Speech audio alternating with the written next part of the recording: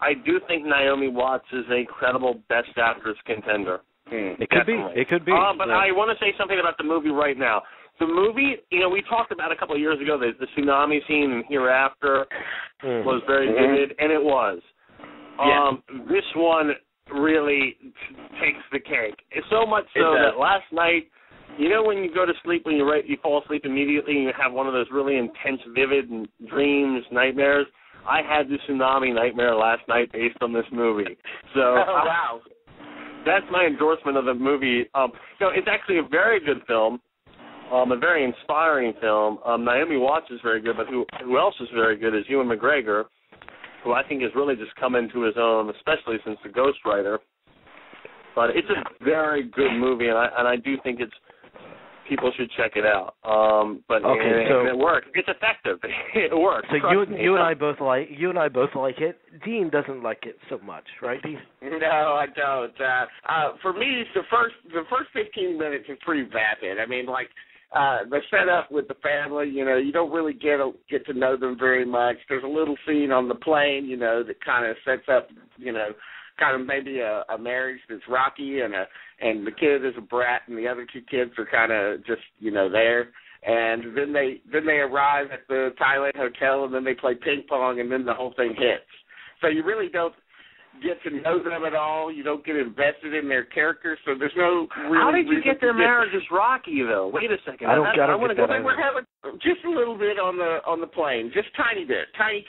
But that's what I'm saying. You don't really get to know the people at all. I love that about it, actually. Well, I love that you don't know that much about them, because all the movie really has to do at the beginning is to set up a sense of normalcy, and then everything goes to hell. The characters are defined by how they try to survive when this hits.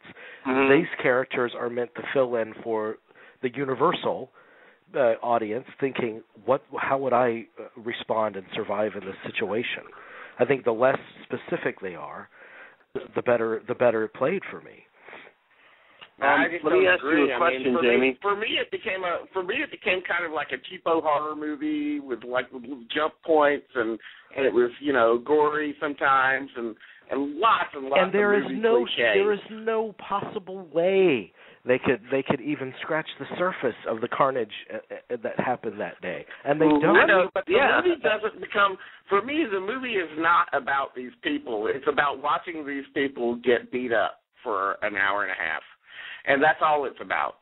I don't know.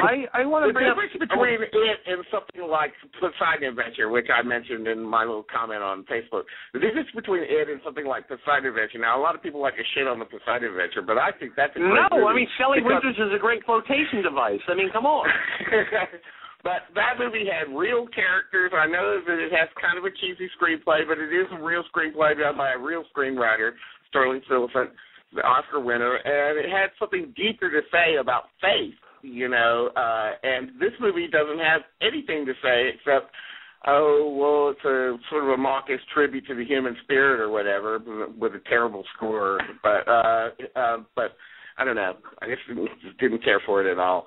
No, I actually, one of the things that, especially in the first half, and one of the things that really, caught me off guard is even, you're already in a situation in the water and everything, but then the power lines and all the branches that are already underwater, and these are things that could, slice and dice you or cripple you, and, as you're getting swept away. It was all the obstacles in that really kind of shivered down my spine, but I actually thought it was a very inspirational movie of how to survive and how, I thought the children, how they stepped up their game. The children were amazing. Yeah, and I was think really blown away by it. I think that it's just it's about survival and how far you'll go to protect your family. I mean, I think that's it. And the fact that the reason why they use this particular family is because that's an amazing, miraculous story. Yeah, how they were all reunited in that fashion. First of all, how they all survived. But and Ewan McGregor has a scene in the movie on a cell phone. And that's his sterling scene in the movie. That's just wrenching, and I thought the kids were so great, and not fakish child performances at all. Really. Not at all. I do have to say I did like Tom Holland in it as the older older son. I thought he was one of the best parts of the movie.